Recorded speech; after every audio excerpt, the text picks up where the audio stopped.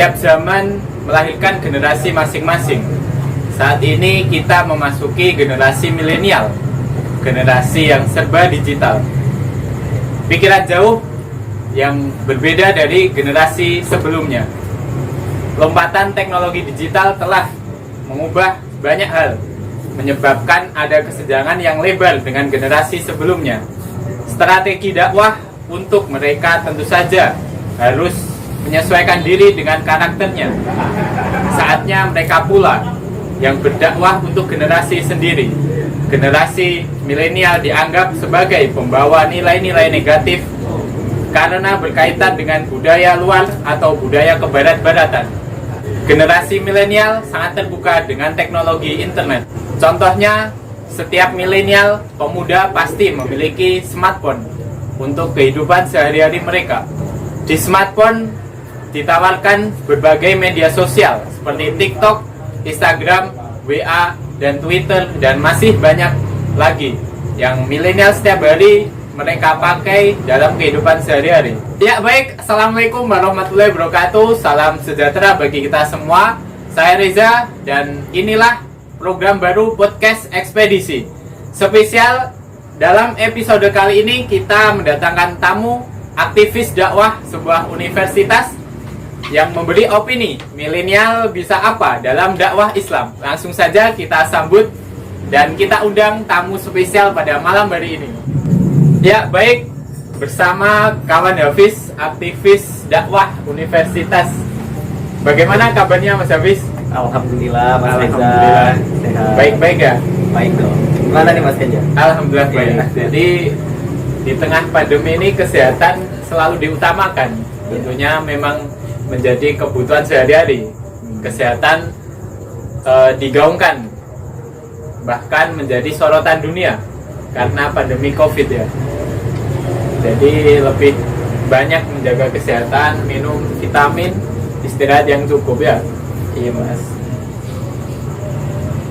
Jadi di episode kali ini kita membahas milenial bisa apa dalam dakwah Islam. Tentunya peran apa yang bisa dibawa dalam kalangan pemuda milenial ini dalam berdakwah secara agama Islam. Bagaimana menurut pandangan Mas Hafiz ini? Ya, baik. Terima kasih kesempatannya buat Mas Reza dan juga salam buat teman-teman yang saat ini menonton podcast yang saat ini kita selenggarakan ya di channel Mas Reza.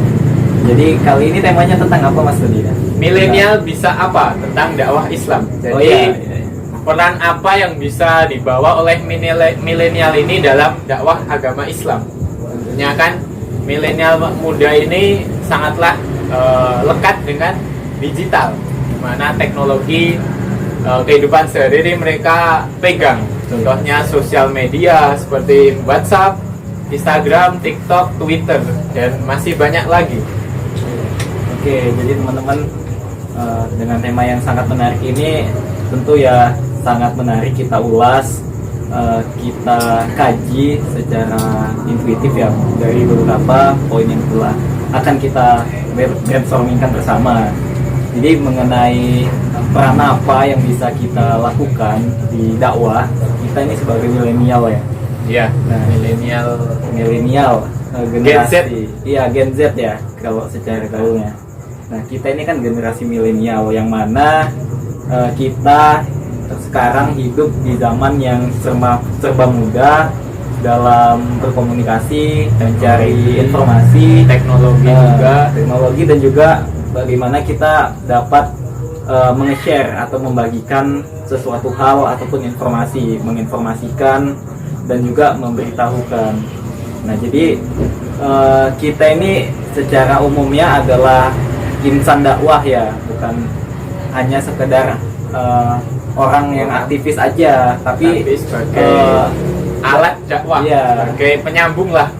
Jadi dakwah ini aslinya bukan hanya ditanggung jawabi oleh seorang yang ahlinya di bidang dakwah ataupun orang yang memiliki keilmuan yang tinggi. Namun secara sederhananya dakwah itu dapat memberikan petunjuk, dapat mengarahkan, memberikan nasihat dan juga termasuk ilmu, dan dapat memberikan kebahagiaan ataupun sesuatu yang menarik, bagaimana orang itu dapat berubah dan juga dapat mengamalkan sesuatu yang baik dalam dirinya Ya.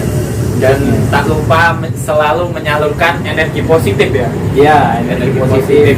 Kebaikan batin. Kita semua itu punya hak untuk berdakwah. Iya mas. Dalam arti kita mau belajar, ya kan? Iya. Kita mau belajar kajian agama dan pastinya sumber. Karena sumber itu penting kan. Mana kita bersumber dalam Al-Quran. Dalam Islam kita berpedoman pada Al-Quran.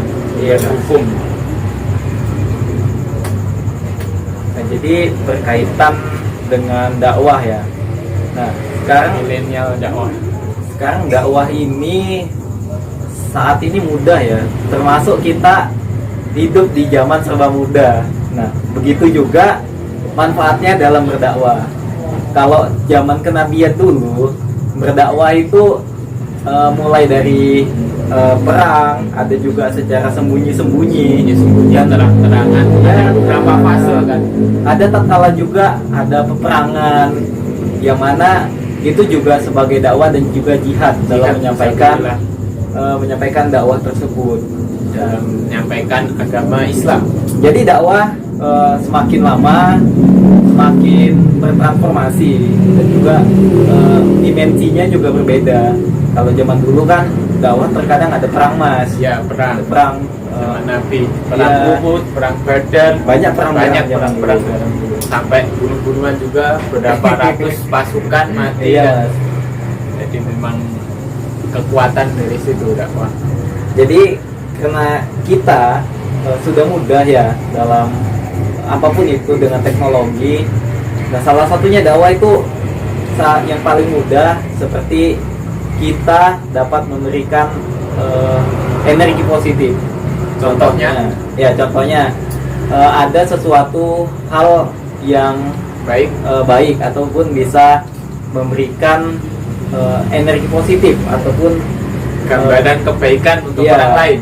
yang kiranya itu bisa dapat output ya, kita Dapat memberi manfaat kebaikan. dapat nge-share nih.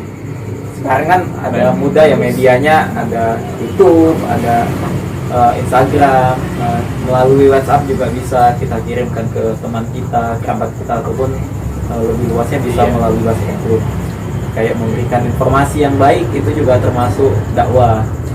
Jadi modal smartphone kita share berbagai ilmu kan, Iya. berbagai informasi itu juga udah termasuk dakwah kan. Kan modern mas. Jadi pintar-pintar kita dalam mengelola media.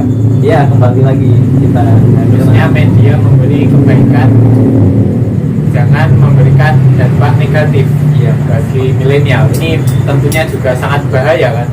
Bagaimana milenial ini menyerap informasi yang biasanya hoax atau benar, harus selektif juga.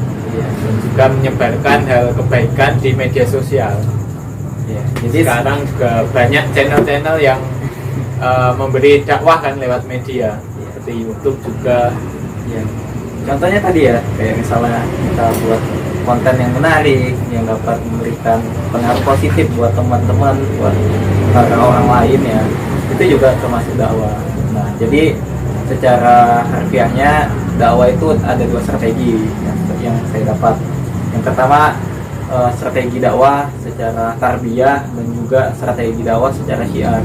Nah, jadi apa itu yang dimaksud dengan strategi dakwah tarbiyah? Tarbiyah itu seperti apa, Mas? Ya, jadi tarbiyah itu artinya memberi pemahaman, ya, mendidik. Tarbiyah itu asal katanya mendidik ya. Secara langsung, baik langsung, maupun tidak langsung juga bisa. lewat HP juga bisa ya, Iya. lewat media bisa. Nah, jadi tarbiyah ini bagaimana kita dapat mendidik, dapat memberikan pemahaman. Intinya kata kuncinya pemahaman ya, yang mana kita dapat memahamkan cara kita memberikan dakwah. Nah, semisal kita mendakwahkan kebaikan ini, misalnya ada orang yang masih kurang paham tentang bagaimana sholat yang benar, bagaimana cara menjaga waktu sholat 5 waktu. Nah, mungkin ada teman-teman yang di luar sana masih kurang paham tentang tersebut. Nah, kita ini memiliki ilmu yang kiranya lebih dan juga bisa untuk memberikan pemahaman. Nah, itu termasuk ke dalam pemahaman tarbiyah. Ya, lebih ke ilmu lah. Iya, ilmu dan Kita cara berbagi. memahamkannya. Sedangkan dakwah secara syiar, nah syiar ini lebih luasnya kita dapat mengembangkan dakwah itu dengan menarik. Jadi Contohnya, ibaratnya yang pertama tadi dasarnya, iya, dasar dalam kehidupan sehari-hari yang kemudian kita kembangkan tingkatan ilmunya. ya bisa jadi gitu mas. Karena tarbiyah itu kan masih pemahaman ya, mendidik. Nah, kalau syiar Syiar. ini kita menyampaikan. Syiar itu artinya dapat menyampaikan kabar, terus dapat memberikan sesuatu yang menarik. Contohnya misalnya dakwah ya, secara syiar itu misalnya dengan Seperti apa? kesenian ataupun apapun itu yang bisa kiranya menarik. Kalau zaman dulu, zaman Wali Songo, kayak apa itu wayang, Ya, termasuk mas. lewat dakwah, lewat wayang yang memiliki outputan nilai-nilai keislaman dalam cerita. Iya. Itu juga bisa kan ya, termasuk syiar, dakwah secara syiar kan, Iya mas. kategori syiar. Nah, gitu. Kayak contohnya Wali Songo ya. Nah, Wali Iya. Songo itu menyampaikan dakwahnya lebih ke syiar, namun ada tarbiyahnya juga. Nah, namun dengan merangkul konsep akulturasi budaya. Nah, jadi pada zaman dulu kan peradaban keagamaan yang ada di Islam Nusantara ini yang di di bawah. Indonesia itu sebelumnya kan ada agama Hindu, Hindu, Buddha. Buddha, yang karena didasari oleh beberapa kerajaan yang ada di Indonesia itu Hindu dan Buddha. Apalagi dulu itu dampaknya dari dagang.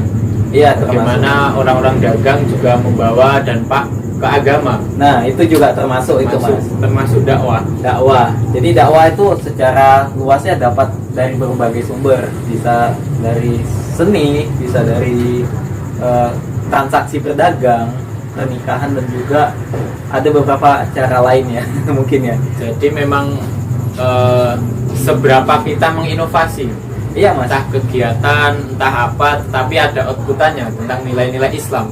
Iya. Itu bisa disebut dakwah ya. Jadi sekarang itu sangatlah mudah dan pinter-pinter kita membawa narasi aja tentang dakwah ya. Retorika kita dalam berdakwah harus diperhatikan. Misal kita berdakwah ini ke siapa?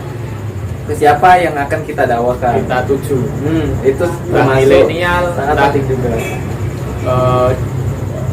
orang tua kan, Iya. bisa kita arahkan. Mungkin secara umum dakwah itu bisa ke siapapun. Ya misalnya seperti memberikan informasi yang baik terhadap keilmuan tentang fikih, tentang Akidah, iya tentang hadis juga. akidat ataupun ada hadis-hadis yang kita sematkan di dalam dakwah kita. Nah, namun tentu kita juga ada targetan khusus ya. Misalnya kita ini akan mendakwakan, akan memberikan pemahaman ini. Nah, ya kita harus tahu dulu siapa yang akan kita berikan. Mungkin secara umum tadi bisa ke siapa saja, tetapi lebih spesifiknya secara khususannya ini. Nah, semisal ke teman dekat kita dulu. Nah, mungkin Mulai karena jangkauan dekat lah ya, karena dakwah itu pada umumnya. pada lebih khusus ya sih Mas. Itu lebih didominankan untuk orang-orang di sekitar kita. Misal keluarga kita, teman Jadi ya kita. ada tingkatannya lah, mulai Iya, dari kerabat dekat sampai teman jauh sampai jauh lagi ya. Iya Mas. Tuh, memang aneh juga kalau orang-orang yang jauh udah kita nasihatin, udah kita tuntun ke jalan benar, tapi kerabat saudara dekat itu belum. Nah, itu salah juga kan ya. Karena merupakan tanggung jawab kita ya. Jawab Misal orang terdekat kita itu ada yang kurang paham, nah kita itu sudah paham. Nah jadi hukum sesuatu yang sudah paham dan itu ada kewajiban untuk memberikan pengetahuan atau menyampaikan, itu hitungannya wajib ya mas ya. Sepakat. Karena ibaratnya ini kita sebelumnya ini belum mengetahui dan sekarang kita udah tahu. Orang awam lah.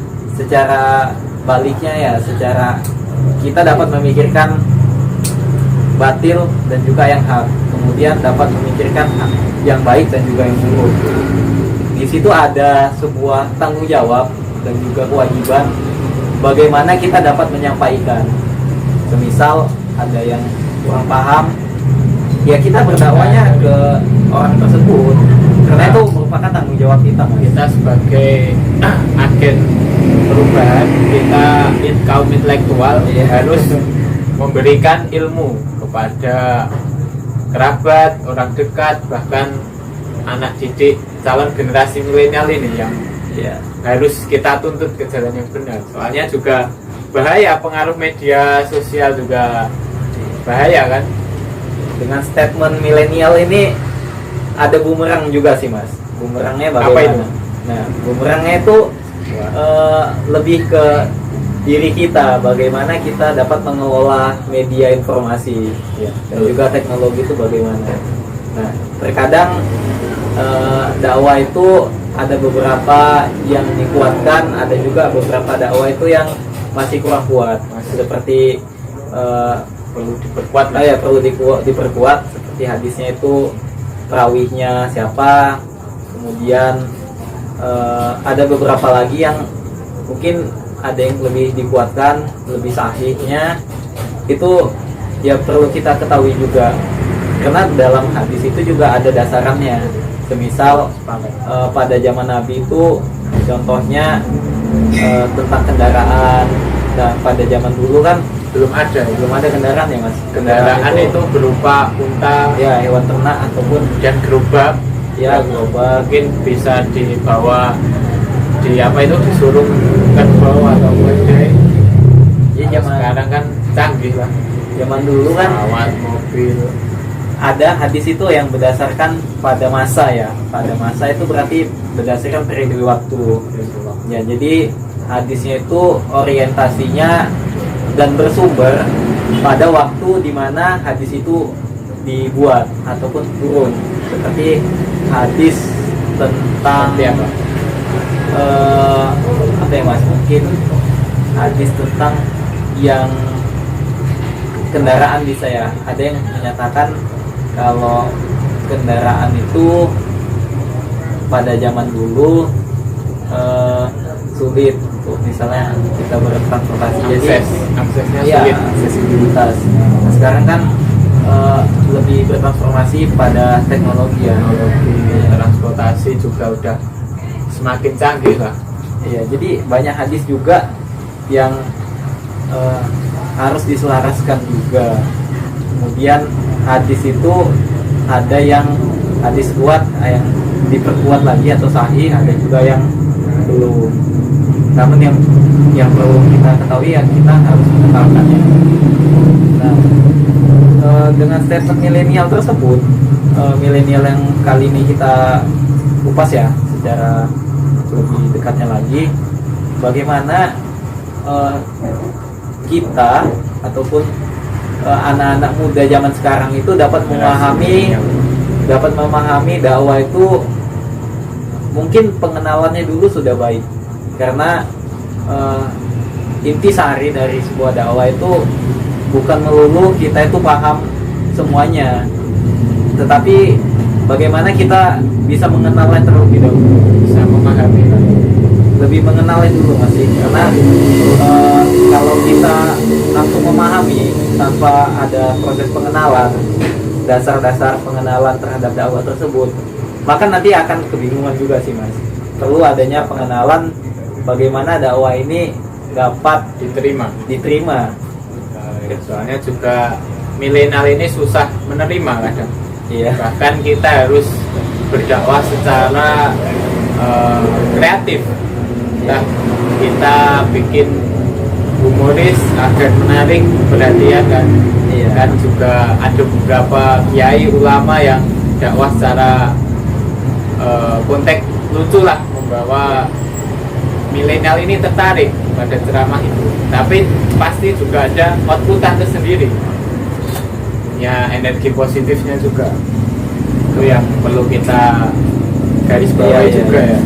Kembali ke tadi ya, bagaimana menyampaikan. Berarti ada dua nih teman-teman, ada dua metode bagaimana kita menyampaikan dakwah. Pertama, metode secara bil hikmah. Apa itu secara bil hikmah? Bil hikmah yaitu dakwah yang didasarkan atau dititik beratkan pada sang pendakwah atau sang dai-nya. Nah, bagaimana si dai ini dapat memiliki pemahaman bagaimana mengenali dakwah tersebut dan juga dapat menyampaikannya itu secara luas, Mas. Ibaratnya dapat mudah diterima. Nah, jadi bil hikmah ini diartikan ke kemampuan si dai-nya dalam menyampaikan. Dan juga yang kedua secara bil hasanah. Laksana itu seperti Bil hasanah itu seperti menyampaikan sesuatu yang baik, sesuatu yang mudah diterima. Nah, jadi bil hasanah ini lebih ke orang yang dapat menerima dakwahnya. Kalau tadi kan bil hikmah ya, itu ke dai-nya, ke orang yang menyampaikan. Jadi harus sinkronisasi juga sih ibaratnya ya. Dua itu.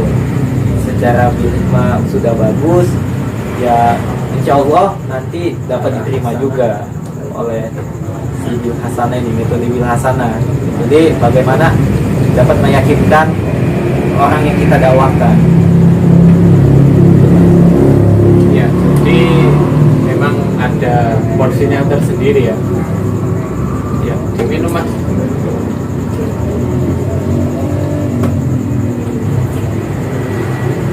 Memang menarik banget ya sih, Mas, karena dakwah ini kan, Sepakat. ya dakwah ini kalau kita mendengar kata dakwah itu terkadang statementnya ataupun paradigma yang terbesit pertama adalah Apa itu? sebuah ini ya, pemahaman keagamaan. Sebuah mungkin ada juga yang terkadang berpikir tentang aliran-aliran. Oh iya. Ya, baik. Jadi seberapa pengaruh sih milenial ini dalam berdakwah di dakwah secara agama Islam? Iya. Berapa pengaruh milenial ini ya? Oh ya, oke. Mungkin sebenarnya pengaruhnya itu seberapa besar ya untuk Iya. dakwah Islam ini. Jadi milenial ini juga membawa pengaruh yang besar karena di sisi memiliki sifat yang energik. Nah, milenial ini juga dapat mengarahkan melalui caranya yang lebih fresh, kemudian lebih modern, dan juga pendekatan secara teknologi, dimana teknologi Secara media lah. ya secara media. Jadi mediasinya itu mungkin secara sosial media, kemudian pendekatannya juga secara tutur kata ke orang tua itu bisa didukung dengan mediasi dari media yang ada, seperti mungkin ya kita bisa mendapatkan referensi melalui internet. Betul. Kemudian bisa kita share, kita kasih tahu misalnya ke orang tua ataupun ke orang-orang yang sebelumnya tuh masih minim atau kurang ya pemahamannya. Jadi ya kita arahkan, apalagi orang-orang tua yang konsumsi teknologi itu juga tergolong rendah. Nah, kita itu mengarahkan di situ. Jadi gini Pak, saya melihat kayak gini, terus ada yang mendukung secara kuat loh, kan sekarang di internet juga banyak sumber-sumber yang kuat, juga lebih puas lah. Lebih luas. Cuman kita di zaman milenial serba ada kan teknologi. Cara kita sudah terfasilitasi dengan semisal web, konten-konten web yang berisikan tentang tata cara beribadah, fikih, akidah lengkap. Iya Mas. belum lagi juga tentang dakwah para kiai-kiai ulama besar di Indonesia Iya. dari YouTube juga kan. Terus kita ada aplikasi-aplikasi karya anak bangsa, karya santri bahkan. Jadi semisal aplikasi Al-Quran, kita lupa nggak bawa Al-Quran, kita bisa mengaji lewat smartphone, lewat HP. Apalagi ya juga ada fitur hadis, ada, jadi serba lengkap. Jadi memudahkan milenial dalam transformasi dakwah. Iya mas. Nah jadi walaupun kita mudah ya sekarang dakwah itu dalam konteks mudah untuk menciarkan. Nah tapi kita jangan lupa esensi dakwah yang hakikatnya itu apa? Ya, seperti apa? Nah esensi dakwah itu hakikatnya itu ya kita dapat meyakinkan, dapat memberikan pengaruh. Nah jadi kalau kita sudah nge-share, sudah memberitahukan, nah ya esensinya apa? Ya esensinya kita dapat meyakinkan bahwa yang kita ajarkan itu sesuatu yang benar dan dapat memberikan pengaruh yang positif terhadap orang yang kita dakwakan. Apalagi membawa perubahan Ya, dari negatif ke positif. ya. Serta esensinya dakwah itu tidak memaksakan mas. Betul. Ya, tidak memaksakan dan juga tidak memberatkan orang yang kita dakwakan. Seperti dulu zamannya Nabi Muhammad mendakwakan kan nggak secara kekerasan, tidak secara pemaksaan. Nah dakwanya itu ya secara Surat sembunyi-sembunyi, ya, lewat ajakan cara sembunyi lah. iya mas, sembunyi-sembunyi itu untuk mungkin ya ke kerabatnya dulu pada gereja pada zaman Nabi, kemudian terang-terangan, ada juga peperangan. Nah karena kita hidup di zaman yang muda ini, perang itu bukan perang secara senjata, bukan berkaitan Perang. dengan militer, Bukan perang Rusia sama Ukraina, bukan ya? bukan mas, Jauh konteksnya ya. bukan. Tetapi perang yang sesungguhnya saat ini yaitu perang mengontrol diri kita mas, Lawan hawa Ya, nafsu, lawan hawa nafsu, kontrol mengontrol amarah. diri kita, lebih mengontrol bagaimana kita lebih bijak dalam mengkonsumsi media sosial. Ya, Nah seperti itu. ya. Jadi Mas Hafiz apa pernah berdakwah ke non Islam? Belum ya? Oh, secara kalau misalnya berdakwah secara yang itu ya, secara yang tajam gitu ya, itu Masih belum. belum sih mas. Tetapi saya kan aslinya dari Sumatera Utara ya, yang dominan bukan dominan ya, tetapi lebih heterogen, secara culture budaya, kemudian agama dan juga akulturasi dan adat yang ada bercampur dengan orang-orang yang non muslim mungkin ya. Itu saya banyak sharing, kemudian Hidup damai lah ya. iya Banyak toleransi lah. hidup berdampingan, bukan hidup berdasarkan apa yang kita perlu, yaitu agama. Ya kita berdasarkan agama tentunya, tapi ya kita ada toleransi dan juga bagaimana kita mengaktualisasikan rasa perdamaian itu tidak hanya di dalam agama itu saja, tapi agama Islam secara aslinya, secara murninya adalah rahmatan lil alamin, yang mana Islam ini membawa perdamaian untuk bukan hanya Islam tetapi buat seluruh umat yang ada di dunia ini, buat seluruh semesta alam. Ya, sering diskusi sama misal teman-teman saya itu dulu banyak mas di sekitar saya itu yang muslim. Nah, jadi kalau berbicara agama memang kalau saya sedang ngopi ya, sedang ngobrol itu memang kayak berbicara agama itu terkadang sesuatu yang tabu. Nah, namun kita berbicara itu secara mengalir aja ya, tentang biasanya kebiasaan. Nah, terkadang teman-teman saya itu nanya kayak yang non muslim itu ya, nanya tentang peribadatan sholat Jumat itu apa wajib ya, kok cuma untuk laki-laki aja, perempuannya enggak ya. Saya jelaskan kayak gitu ya, saya Sharing lah. ya sharing tapi yang sebatas pengetahuan saya saja. terkadang saya juga dapat ini ya, kayak mereka itu sharing tentang agama mereka. Jadi bukan maksud mendalami, tapi bisa mengetahui menurut mereka itu sudut pandang agama mereka itu seperti apa. Dan itu juga menguatkan akidah saya, Mbak, bahwasannya agama kita merupakan agama yang rahmatan lil alamin. Agama Islam itu yang membawa perdamaian lah untuk semesta alam, kan hanya di Islam saja.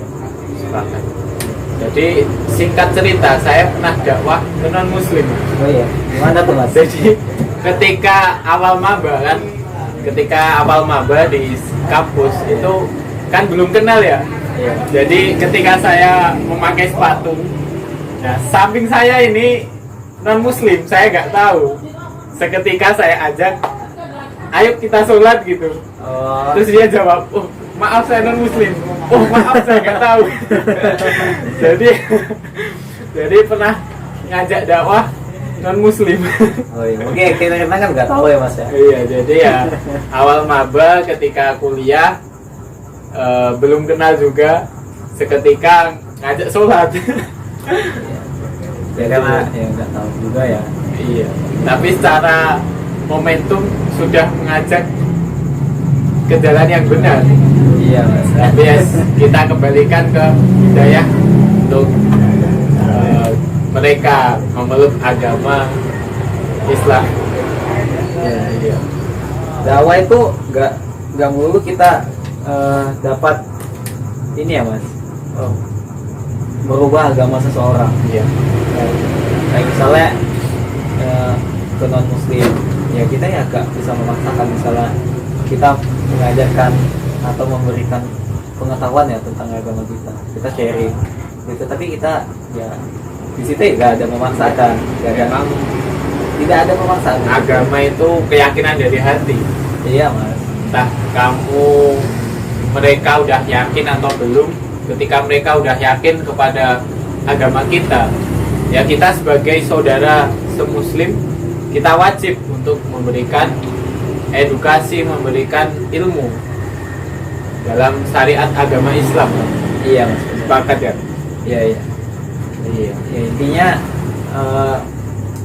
tidak ada kekerasan, pemaksaan, dan satu lagi dakwalah secara damai, tidak frontal, tidak ada kita tidak ada menjustifikasi golongan, kemudian yang lainnya. Karena dakwah yang sesungguhnya itu dakwah yang mendamaikan, bukan dakwah yang frontal, memaksa berdasarkan logis yang ada pada kita. Karena pemahaman mereka kan juga berbeda, sangat luas lah. Ya, kembali ke milenial ini. Jadi apa ya, positif milenial untuk dalam media sosial, dalam teknologi kan, pasti banyak positifnya kan. Ya banyak Mas. Jadi positif dari media sosial untuk kaum milenial dalam dakwah Islam.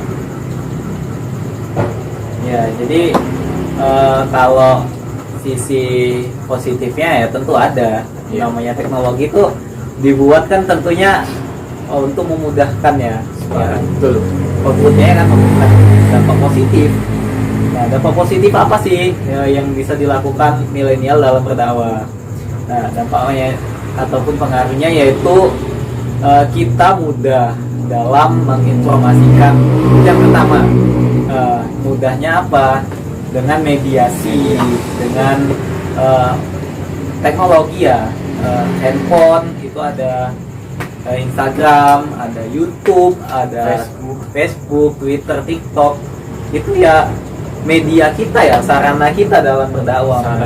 Sarana kita.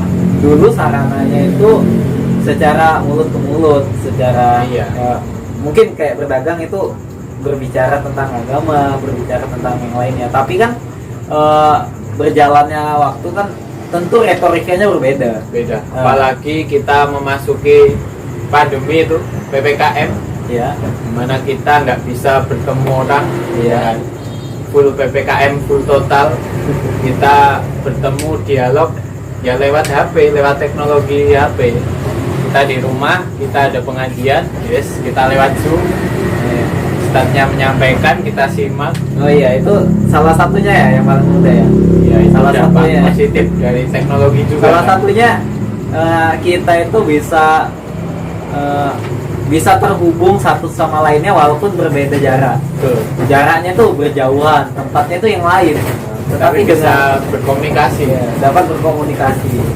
Nah, jadi saya lupa siapa sih yang ngomong ya, ada salah satu tokoh juga yang mengatakan kita itu manusia itu akan tiba masanya di mana semua itu jarak itu bukan menjadi sebuah penghalang, yang mana dapat bertemu di waktu yang sama walaupun jaraknya berjauhan di tempat yang berbeda. Itulah keunggulan teknologi, dapat positif teknologi, dapat memudahkan kita untuk berkomunikasi walaupun jaraknya jauh. Kita pintar-pintar memanfaatkan kan. Ya, jadi kita bisa melihat kayak dakwah, kayak ceramah, ya kayak misalnya di Jakarta nih kita lagi ada di Gresik, ya kita bisa lihat streaming, aksesnya mudah kan. Ya, kita pintar. Tapi saya kira ada baiknya juga ada buruknya.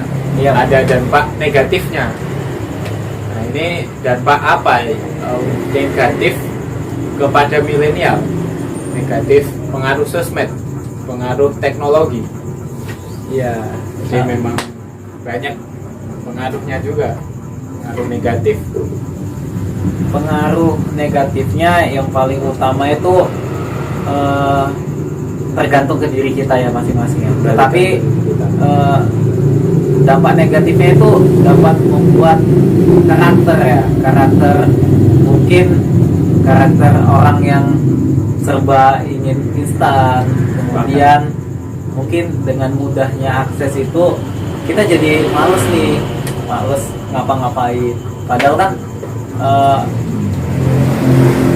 teknologi itu ya memang memudahkan mobilitas, tetapi tidak mengurangi bagaimana kita beraktivitas selayaknya.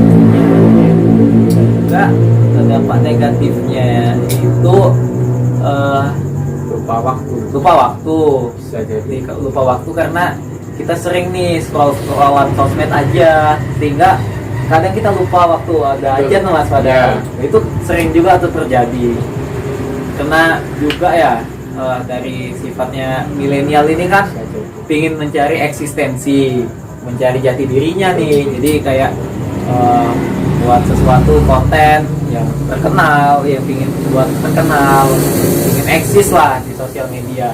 Dan terkadang itu malah lupa terhadap waktu, lupa terhadap diri kita juga, bagaimana menempatkan diri kita. Apalagi kalau di warung-warung kopi, perkopian anak-anak nge-game. Oh iya mas, sampai lupa sholat lah, lupa waktu, sampai pagi hari, dini hari mereka game, subuhnya sampai terlewat. Itu ya dampak negatif juga kan. Iya, itu yang perlu kita antisipasi dan kita hindari. Iya, sekiranya kita mengedukasi, memberi arahan untuk memanfaatkan media sosial ini agar tidak menjadi dampak negatif ya. Iya, jadi bumerang nanti mas jadi ya. takutnya. Jadi memang kita sebagai agen objek intelektual harus mengawal terus jalannya media untuk dakwah milenial ini. Iya mas, Sangat rawan juga kan. Nah, kalau mengenai dampak positif negatif tetapi mengarah ke strategi. Jadi milenial ini harus mempunyai strategi dalam berdakwah kepada milenial. Iya. Apalagi milenial ini kan susah-susah gampang kan. Iya. Kita ajak untuk siar agama kan juga perlu kita menginovasi strategi. Nah, kira-kira strategi apa nih yang bisa kita terapkan dalam dakwah kepada milenial? Iya. Oke, jadi strategi yang saya jelaskan tadi ya, ada strategi tarbiyah dan juga strategi syiar. Tarbiyah itu apa sih? Tarbiyah itu secara arti bahasanya, tarbiyah itu memberikan pemahaman. Nah, secara yang dapat kita artikan, tarbiyah itu adalah sebuah proses dalam kita mendidik. Jadi dakwahnya itu mendidik apa yang sebelumnya nggak paham menjadi paham, memberikan sebuah pemahaman untuk bisa lebih tahu secara misalnya hukum tentang kewajiban itu apa. Misalnya kita nggak tahu nih, sebelumnya kita nggak tahu kan itu hukumnya nggak menjadi dosa, tetapi kalau kita udah tahu itu menjadi kewajiban. Nah, salah satunya itu adalah berdakwah. Orang-orang misalnya kita sudah tahu nih hukum hukum akan misalnya melanggar misalnya hukum nggak puasa, ya tentunya kan berdosa ya, karena kita udah tahu, kita itu sudah sadar ya, udah mengetahui baik dan buruknya, dan itu udah menjadi wajib ataupun udah menjadi tanggung jawab. Dan misalnya berdakwah nih, itu udah jadi tanggung jawab kita. Misalnya kita lebih paham, misalnya ada teman kita yang nggak paham, kita paham, nah itu misalnya dia nggak paham tetapi melakukan itu dan kita tidak memberitahunya, itu menjadi dosa bagi kita, karena kita sudah tanggung jawab di situ, karena kita udah mengetahuinya. Seperti kalau dalam hukum dalam puasa kan, sekarang itu milenial banyak yang beralasan tidak puasa karena tidak sahur, tidak niat, padahal niat kan Syahrul Ramadan, niat dalam 1 bulan kan bisa. Di waktu yang pertama niat udah sampai 1 bulan kan, seharusnya tidak menjadi alasan bagi milenial ini lupa niat, lupa sahur ya. Tapi memang nggak niat itu. Iya, memang nggak niat dari awal mungkin ya. Padahal kan kalau kita artikan niat puasa secara 1 bulan full. Meskipun lupa nggak niat kan sudah terwakili niatnya dari awal. Itu memang banyak polemik yang muncul di milenial ini. Terus banyak kajian lah mendeklarasikan baik buruknya tentang milenial ini. Nah, untuk menunjang, kira-kira untuk menunjang milenial supaya konsisten dalam menjalankan syariat mungkin ya, menjauhi larangan dan melakukan perintah-perintah Allah. Nah, mungkin kegiatan apa nih? Mungkin Mas Hafiz selaku aktivis lembaga dakwah di kampus, mungkin kegiatan apa nih yang bisa menjadikan momentum bagi milenial ini dalam konsisten menjalankan syariat Islam? Ini menarik juga kan? Ya, sangat menarik ini. Nah, jadi saya tuh terlalu tinggi kayak aktivis Mas. Pokoknya ya berjuang lah di situ. Saya berusaha berjuang lah. Saya menyebutnya itu insan dakwah karena setiap orang yang berdakwah itu ada insannya, dan setiap hal ataupun dakwah itu insan itu menjadi orang yang terpenting, karena penggerak dari aliran pemahaman itu adalah insannya. Jadi saya menyebutnya insan dakwah. Nah, tadi disebutkan tentang konsisten ya. Dakwah itu perlu berkesinambungan secara continuous. Nah, secara dakwah itu harus konsisten. Konsistensi adalah kuncinya kan. Bagaimana kita istiqomah. Konsisten itu istiqomah kan. Jadi ya kita tetap teguh pendirian, tetap tahu bagaimana kita memberikan sesuatu yang baik. Nah, mungkin ya kita ada di titik, ada di fase kita itu kayak ngerasa udahlah, nyerah aja nih, nyerah sampai di situ. Iya, nyerah sampai di situ. Kayak udah males nih ngelanjutin lagi, kayaknya dia gak ada responnya kayak gitu ya. Kayak bulan puasa target khatam berapa kali, nanti nyerah gitu. Ya istighosah lah, istiqomah intinya. Di balik istiqomah itu pasti ada ini, ada pemupuk antara tubuhnya semangat, rasa semangat. Entah ketika milenial ini keingat target, mungkin keingat semangat dari orang tua, harapan orang tua, jadi dia kepengen membahagiakan orang tua dengan ibadah yang rajin untuk dirinya sendiri. Kira-kira kegiatan apa lagi nih yang bisa menjadi momentum bagi milenial ini? Ya, yang pertama tadi terkait tentang konsistensi ya. Iya. Jadi konsistensi dakwah itu didasarkan pada diri kita sendiri aslinya. Sebagaimana sebelum kita melakukan dakwah, kita udah mengukur diri kita itu bagaimana, apakah bisa istiqomah atau enggak, dan juga cara kita itu istiqomah itu bagaimana, yaitu kita mesti tahu. Karena konsistensi itu perlu, jangan sampai kita udah dakwah itu tengah jalan, ya kan sayang juga. Terus untuk bagaimana kayak memupuk semangat kita, kalau bahasa gaulnya sekarang itu mood booster ya, mood booster ya, mood booster dalam dakwah. Nah, yang pertama itu mood boosternya itu kita mengetahui apa senangnya. Jangan kita memikirkan apa sulitnya dalam dakwah, tapi pikirkan dulu bagaimana senangnya dan sisi-sisi yang membuat kita itu tetap semangat. Karena kalau kita pikirkan sesuatu yang menjadi penghalang, itu malah menjadi menghambat kita. Kalau aku ada gambaran ketika ini kan di bulan Ramadan kan, pastinya milenial ini cepat-cepat selesai, terus Idul Fitri. Dimana Idul Fitri ini puncak kemenangan kan. Nah, kalau kita ngambil ini, ya udah kita laksanakan aja, kita lakuin aja hari-hari bulan puasa ini. Kita jangan mengeluh, banyak mengeluh, jangan kok lama ini kan malah membuat kita semakin malas dalam beribadah. Nah, kalau kita menjalankan secara ikhlas, secara konsisten, secara senang kan nggak kerasa tiba-tiba udah bulan kemenangan, lebaran ya kan, baju baru, kumpul keluarga, tinggal enaknya aja kan, nggak kerasa juga. Nah, kembali ke dakwah secara Islam di kalangan milenial, Mas Hafiz, apa pernah dakwah ke non muslim mungkin? Nah, kalau mengajak sesama muslim, kawan-kawan kan kayaknya udah pernah ya. Iya Mas. Nah, ini mengajak dakwah kepada non muslim.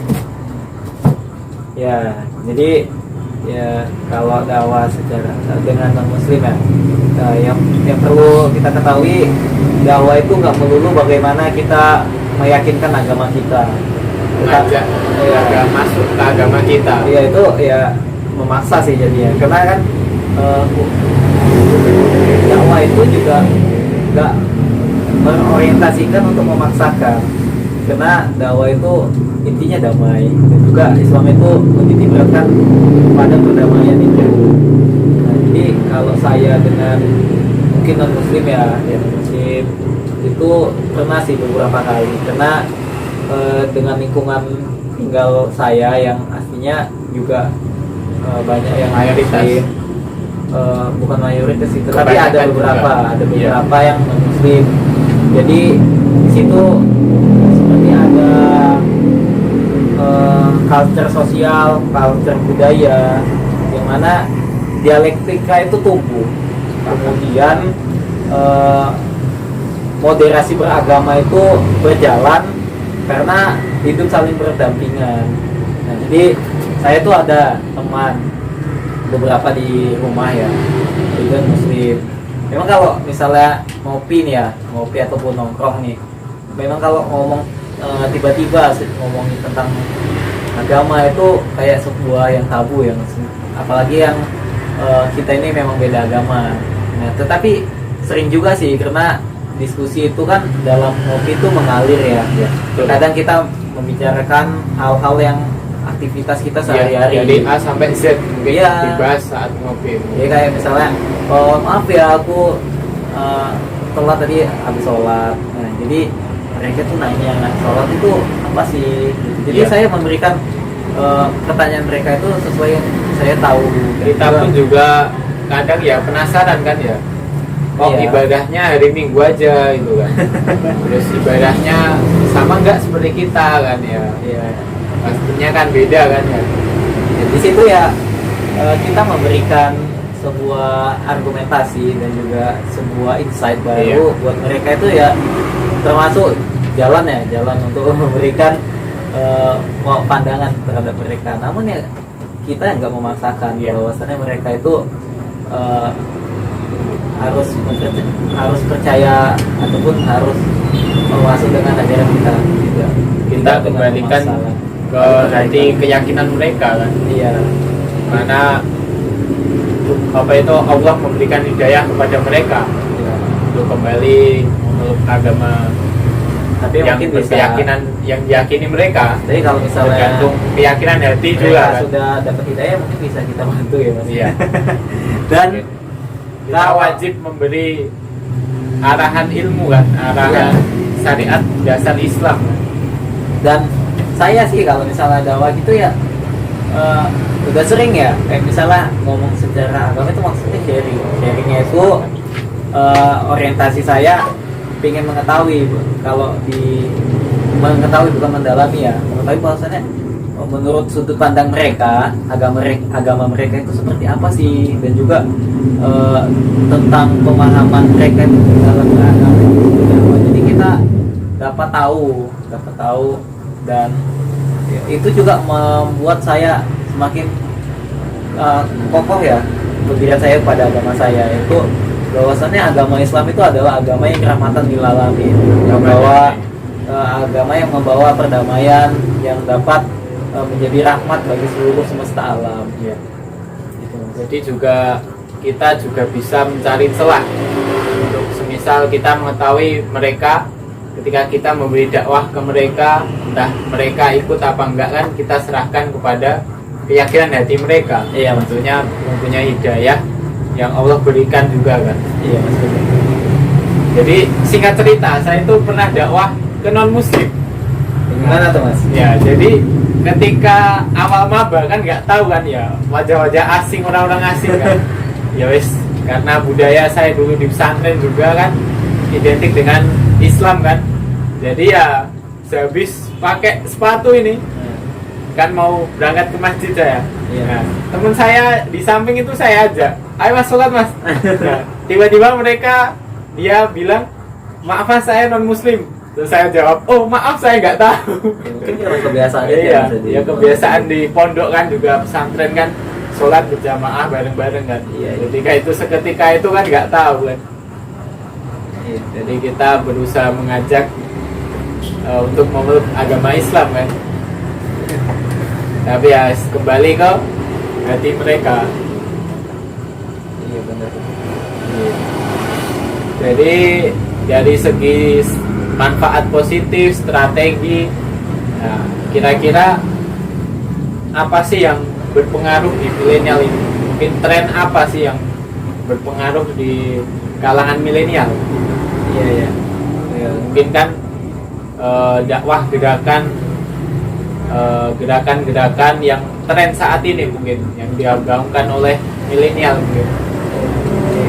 Jadi milenial itu tentunya karena orang yang di masa kita ini ingin mencari eksistensi, ya, mencari viralitas terhadap diri kita sendiri. Nah tentu ada beberapa tren. Nah trennya itu biasanya terkait tentang kesenangan yang dapat membuat yang bisa membuat kita tertarik, dan juga biasanya itu hobi sih Mas. Hobi misal hobi olahraga, kemudian hobi semisal tentang pertunjukan seni, ya itu juga bisa membuat tren itu sebagai sarana kita dalam berdakwah. Itu Mas. Misalnya tren apa aja ya? Misalnya kita berbicara tentang dengan misalnya kita main sepak bola nih, terus nggak ada di sekitarnya itu, mungkin kita jumpa eh, orang-orang yang tidak mampu ataupun orang yang sekiranya membutuhkan. Nah di situ ada tergerak hati itu juga bisa, itu tren dari hobi itu. Misalnya kita peka terhadap lingkungan sekitar.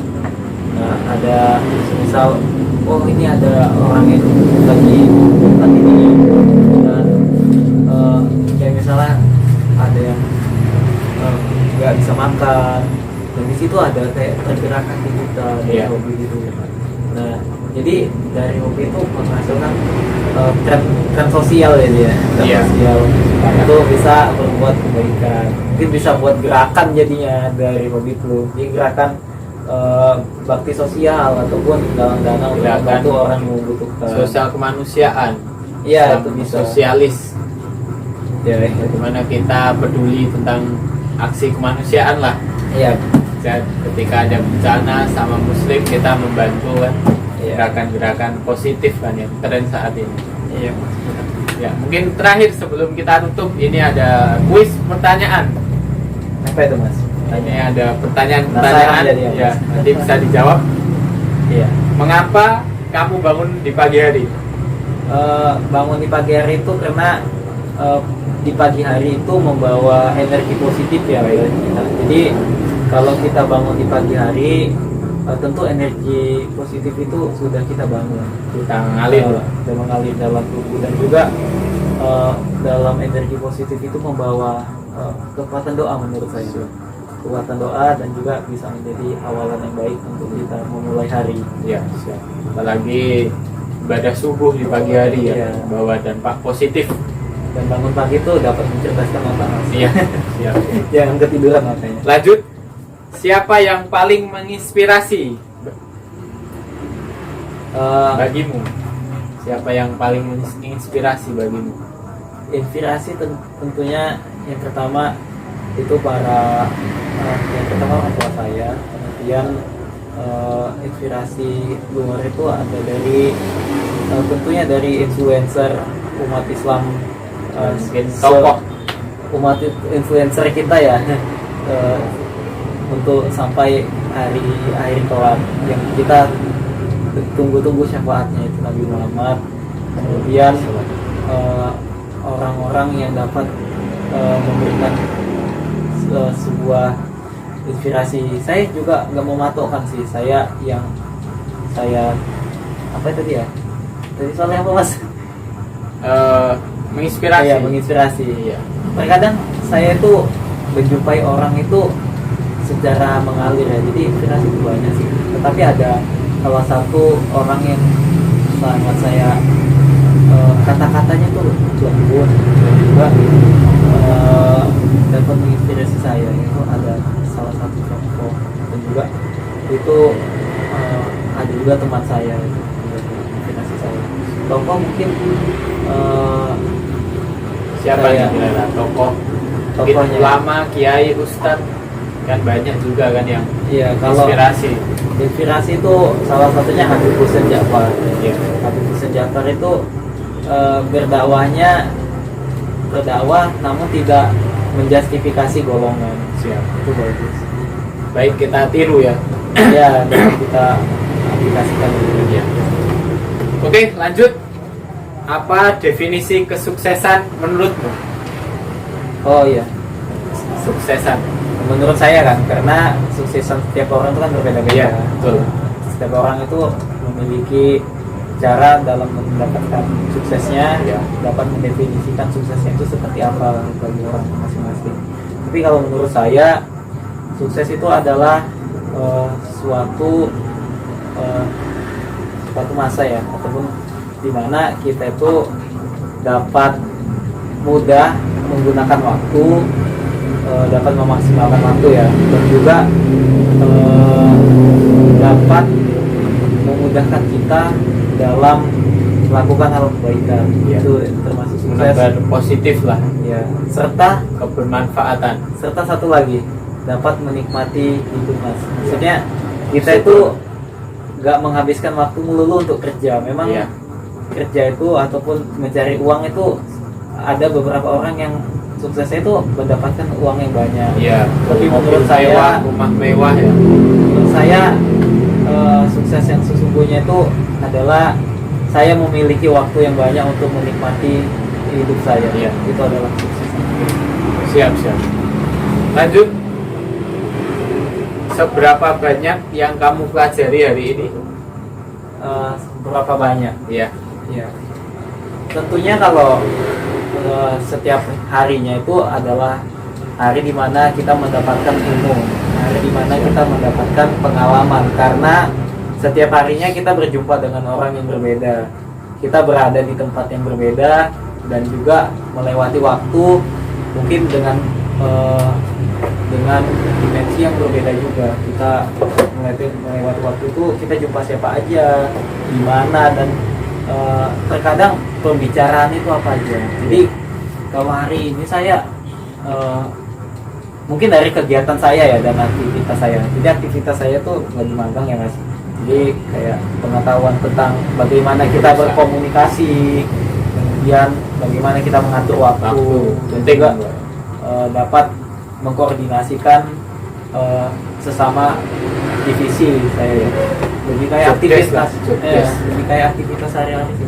Yang penting kan setiap apa yang kita jalanin itu membawa kebermanfaatan, membawa ilmu bagi kita untuk hari esok lebih baik.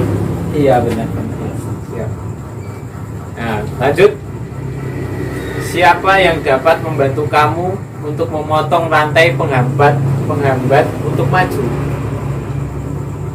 Membantu ya. Iya. Sebenarnya kalau membantu itu ya diri kita sendiri. Tapi kalau yang membantu menghambat itu adalah orang yang mampu bekerja sama dengan kita, orang yang tepat. Jadi saya itu orang yang tipe mendominankan orang yang tepat daripada orang yang cerdas ataupun orang yang mampu.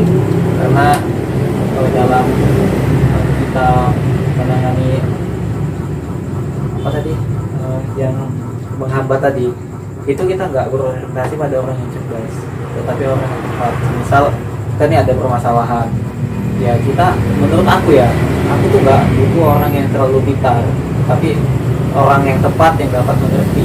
Apalagi orang pengalaman lah.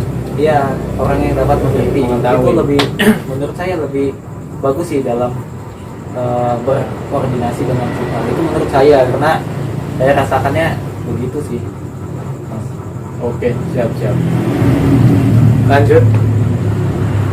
Jika kamu harus mati besok, akankah kamu merasa puas dengan hidupmu ini?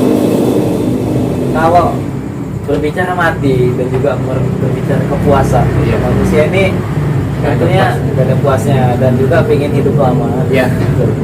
Gak apa ya, waktu itu ya terasa gak cukup. Kadang waktu oh iya, aku dulu masih muda terlalu foya-foya, aku tua ini pengen beribadah lebih banyak. Ya pengennya kayak gitu kan, mudanya itu kayak foya-foya, baru ingat tuanya itu, oh aku baru ingat mau mati, baru Iya. beribadah. Nah Dan jadi, umur juga nggak tahu kan ya, iya, seberapa kita usaha dalam menjadikan hal baik selama hidup. ya, jadi kalau semisal mati, misalnya mati ya, Iya. saya merasa belum cukup sih, karena saya ngerasa amalan saya tuh masih kurang banyak Mas, dan juga saya hidup ini masih banyak yang perlu saya perbaiki dalam diri saya dan untuk memberikan kebermanfaatan dan buat sesama. Siap. Oke, lanjut. Terakhir, akankah 5 tahun mendatang kamu bangga dengan kondisi saat ini? Bangga ya, tergantung sih nanti. Kondisi dengan kondisi saat ini mungkin maksudnya kondisi 5 tahun Iya. 5 tahun mendatang ya. Kita berorientasi Iya. 5 tahun mendatang. Apakah? Orientasinya futuristik berarti di masa depan. Iya. Nah, yang pertama itu ya bangga itu ya kita intinya bersyukur aja. Rasa bangga itu bisa kita dapatkan jika kita bersyukur. Semisal kita ini memang belum sepenuhnya mencapai targetan yang udah kita list sebelumnya. Iya. Tetapi dengan rasa bersyukur itu kita dapat bangga terhadap diri kita. Jadi dapat mengukur diri kita melihat ke bawah. Jadi misalnya, oh dengan umur segini aku bisa ada capaian, bisa berbagi dengan sesama orang. Nah di luar sana ada orang yang tidak sebaik saya, ada yang mungkin makannya itu masih kadang jarang mas, terus hidupnya itu ada yang tidak punya rumah, hidup di jalanan. Ya bangganya itu kita dapat hidup lebih baik, kemudian kita dapat diberikan kesempatan untuk bisa melakukan sesuatu yang bermanfaat. Bangganya itu intinya, dalam bangga itu tanamkan nilai bersyukur. Dengan nilai bersyukur itu bangga itu bisa dengan sendirinya ada, karena kita dapat mengukur diri kita sendiri. Jadi seberapa kita berusaha kan, kita Iya. esensinya kan manusia hidup berusaha sebaik mungkin, baik sebaik di hadapan Allah maupun manusia, entah orang tua, saudara kita Iya. memberikan apa yang terbaik bagi kita. Benar-benar. Siap.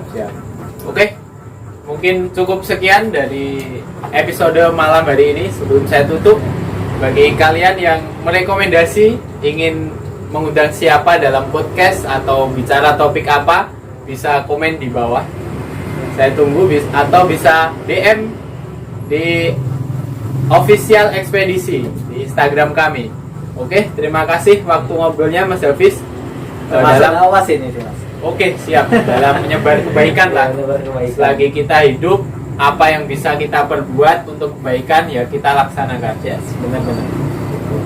Ya, mungkin terima kasih sudah menyuarakan opini syiar tentang dakwah secara baik di kalangan milenial dalam pengolahan teknologi maupun dampak positif negatif. Nah, ini kita panjang lebar tadi.